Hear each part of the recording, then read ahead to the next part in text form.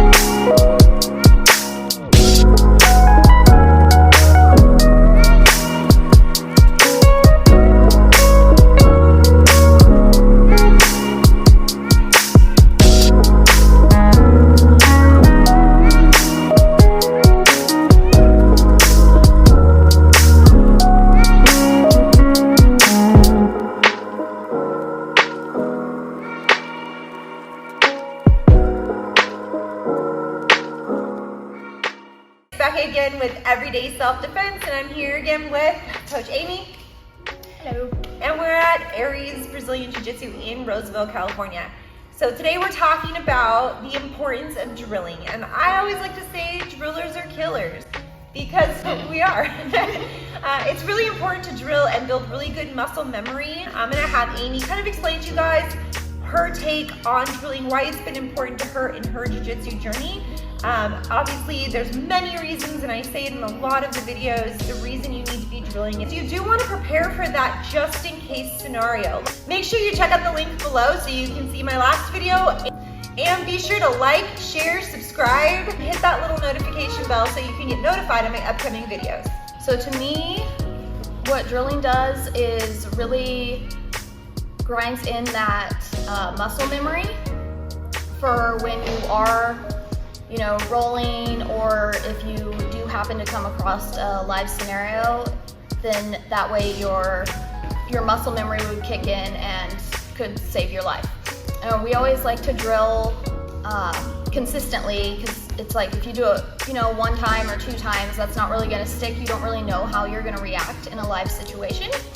And so having that drilling and that muscle memory built up really prepares you more for that, so that when your brain freezes, your body will automatically start reacting the way that it's used to reacting in those scenarios. I find that competition helps you get kind of close to that in a safe way, which is part of the reason, aside from the fact that I love it and it's fun, also help you see what is going to happen when you are faced with that adrenaline rush. So like Coach Amy was saying, it's really important that you do understand what it might be like to be in that fight or flight situation. Understand what your body's gonna do when you have an adrenaline rush versus when you have an adrenaline dump. The first time I competed and I had that adrenaline rush during the competition, immediately after, when the 5 minutes was up, which by the way, 5 minutes felt like an eternity.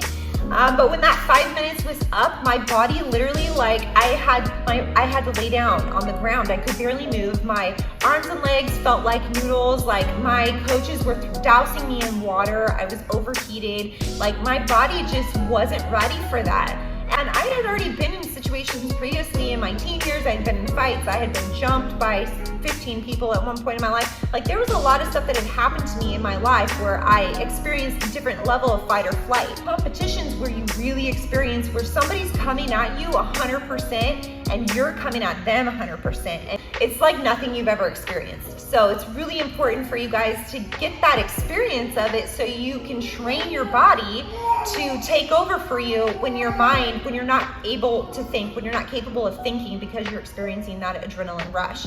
We're gonna get into some drilling and we're gonna go over a little bit of technique, but this is considered a flow drill. I like specific submissions from certain positions. I want to drill those submissions in that position in a sequence. So I'm training my body for the just in case scenario. My plan A doesn't work, I go to plan B.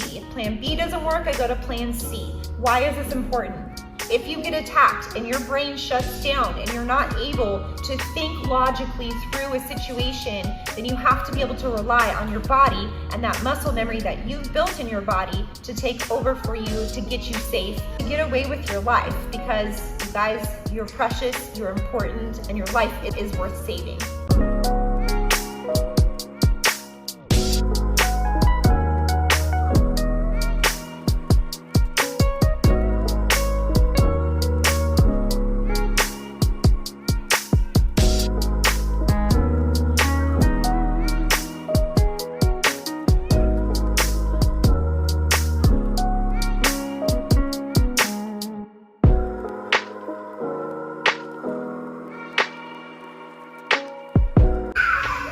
I'm gonna wrap around and grab the other side if I can reach it, and then kind of shrimp out. Now there's actually a lot of options from here, so I just wanted to focus on this part right here.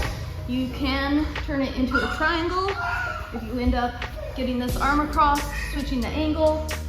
You also, from this same position, once you have this over, you have the omoplata, which I was kind of turning into, but also right here before you get to the omoplata, you have that go-go, you have the full omoplata. If they posture up, you can go back then into the triangle. You have wrist locks. So there's just a lot of options right here. So just this very entry part that I like, if their hands are up on your hips, just kind of grab the sleeve. If they're making a grip, you can use this Kimura grip to pop it off. Bring it up like this, wrap around, and try to get to this side. If you can't get to this side right away, you can grab this same side, scoot yourself out, and then kind of reach slowly for that side. But once this arm's trapped, it's really hard for them to do much. And if you're in this situation, this is a tough self-defense scenario, right? They could stomp you, kick you, punch you. They're over top of you. Most likely you got thrown or knocked down to the ground, and they want to control you, possibly even relocate you. And we've already established in previous videos, you are never to let yourself be relocated. So the assailant's standing up above me. I'm going to grab onto the ankles and I'm going to shoot my hips up high. And it's really hard for them to stand up, guys. So even if they have a wider base, even if they're a bigger, stronger person, like it works every time because we're dealing with the hip, the knee, and the ankle. Okay, so we're getting a grip. We're coming up, clasping my knees together above her knee, just above her knee. And my foot is firmly planted in her hip bone, and my other foot is right here behind her backside. And I'm pulling here, and I'm pushing in the hip. Now I can scoot away, butt scoot away, do our technical stand up, and get away. Walk my head, grab onto the feet, hips high, knees together, firmly planted in the hip, and push with my feet, pull with my hands. I'm gonna control the legs, scoot away, butt scoot, technical stand up, back away.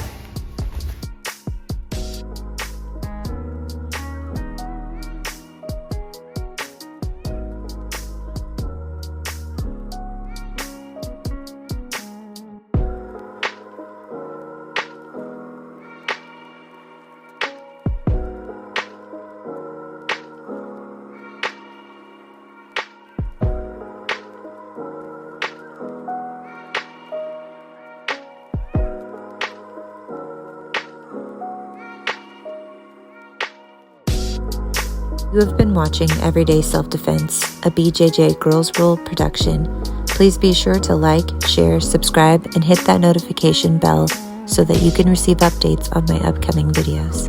Thank you for watching.